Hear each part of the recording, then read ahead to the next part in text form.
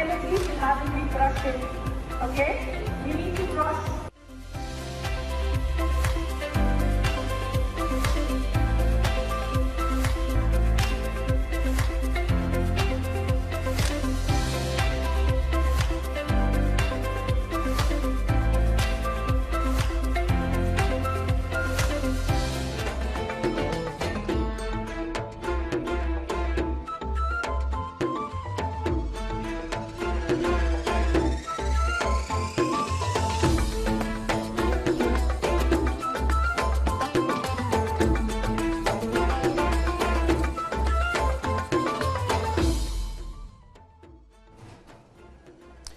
Welcome back, dear viewers, and of course, dear viewers, it's time for our second and last guest for tonight's episode from Ya Hala Kuwait with Dr. George Alex, President of Indian Dentists Alliance in Kuwait. Welcome to the studio of Ya Hala Kuwait.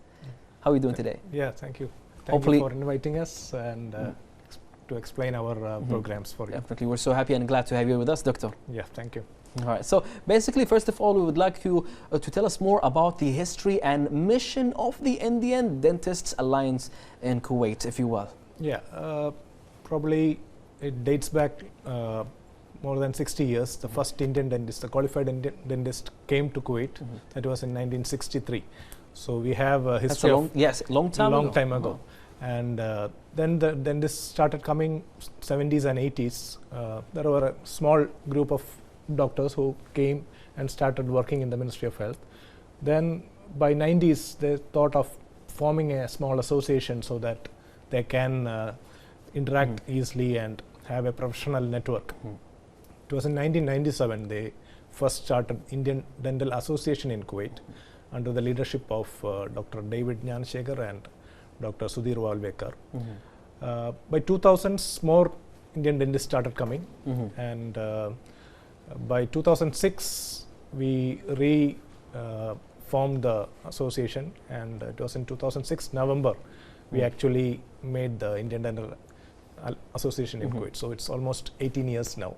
MashaAllah, that's a long time. Yeah, yes, a long time. So basically, Doctor, you're saying that through the community started to grow more after 2006, if you will? Yeah, the IDAK as such came to existence in 2006, and now we are into our adulthood, 18 years and above.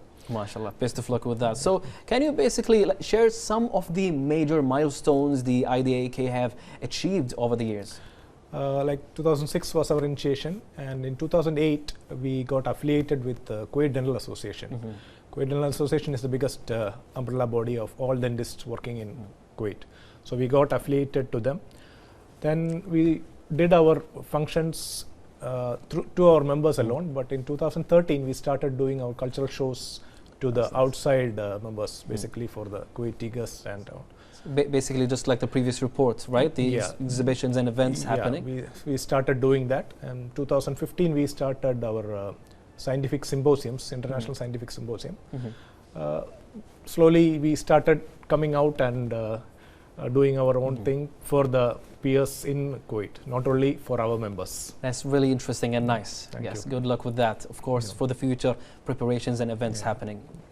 All right, so what is the organizational structure of IDAK and the demographics and, of course, of your members after all? IDAK is governed by a IDAK council, which involves president, vice president, general secretary, 2 joint secretaries, and a treasurer who handles the finance. Then, of course, there is immediate past president who is in the advisory role, and there is a president-elect. The future president also is part of the council. So she or he will get that idea of how to run the show.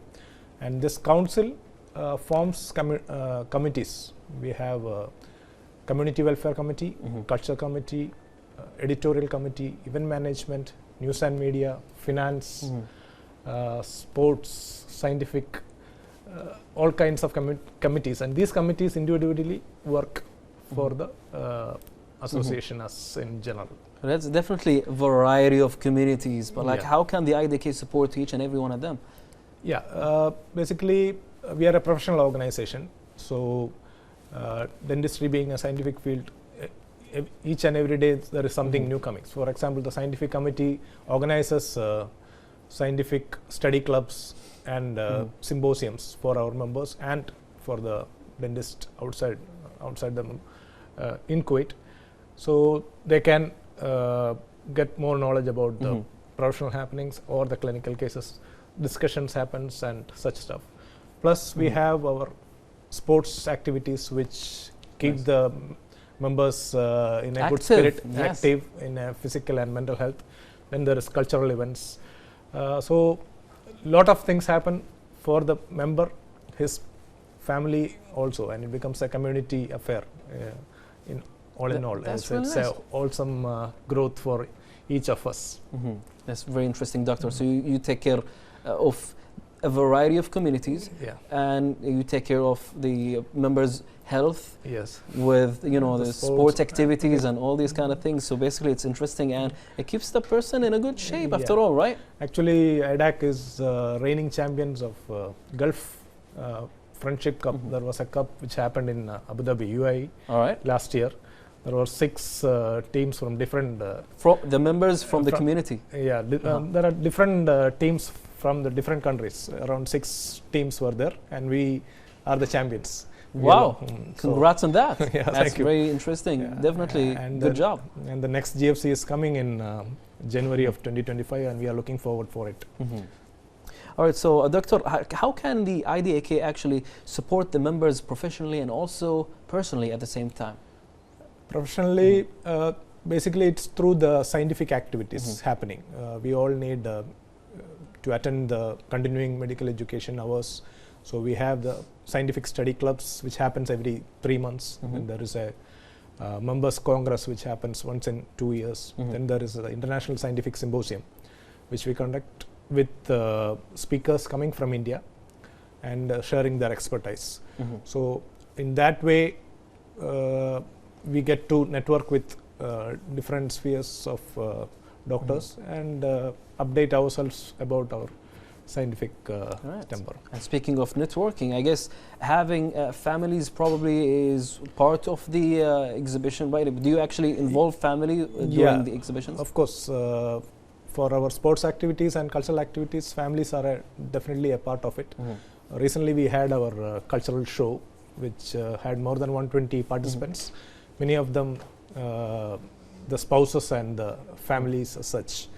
So we keep the community in mind, not only our members. All right, Doctor, now I know for sure that there is something very important we have to talk about before concluding this interview, which is the latest I would say event that was successful and you conducted it. So can you tell us more about it before we wrap the interview? Once in 2 years we come up with the oral health guide, and this was our 9th volume of the oral health guide, and discussed about dental pain.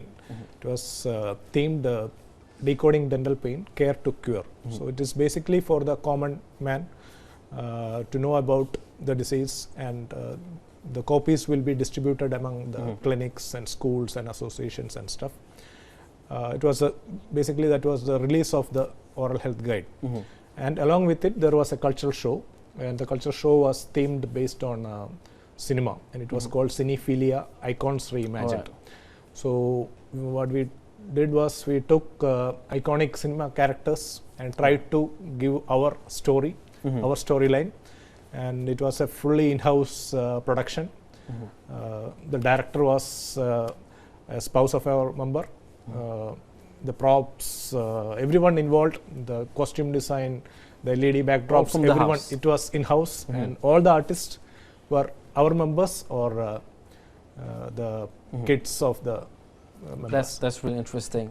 Good job doing that, and covering all different kind of activities and events happening. Hopefully, we hope the best for you guys for the upcoming events and also exhibitions that you prepare. And definitely, we wish you all the best. Thank you so much, Doctor, for being part of this interview and also for providing us with this wonderful information regarding the IDAK.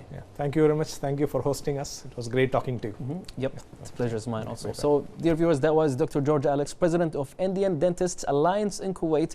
We hope that you enjoyed every bit of this interview. And for now, we have the 4th report for today.